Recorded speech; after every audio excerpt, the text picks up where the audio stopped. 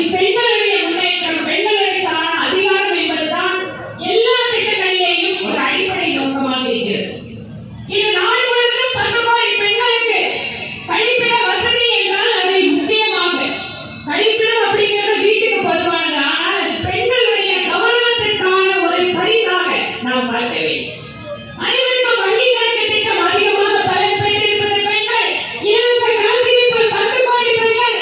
திரும்பவும் பார்த்தீங்கன்னா அதிகமாக பலன் அடைந்திருக்கிறது பெண்கள் தான். ஒவ்வொரு திட்டத்தையும் எடுத்துக்கொண்டால் பிரதமர் மோடி அவர்களுடைய அத்தனை திட்டங்களிலேயும் அதிகமாக பலனடைந்து கொண்டிருப்பது பெண்கள். ஏன் தெரியுமா?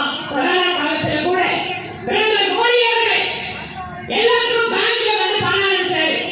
அப்படி அனுப்பும்போது கூட பெண்கள் வங்கி கணக்கில் தான் பிரதமர் மோடி பணம் அனுப்பினாரே தவிர அது எல்லாத்துக்கும் அனுப்பல.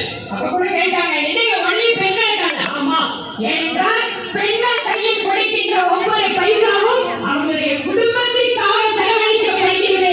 அதனால் பெண்கள் கையில் பொருளாதாரம் என்பதுதான் பிரதமர் மோடி அவர்களுடைய தீவிர லட்சியமாக வைத்துக் கொண்டிருக்கிறார். அதனால இன்னைக்கு உங்களுக்கு பொருள் கொடுத்திருக்கோம்.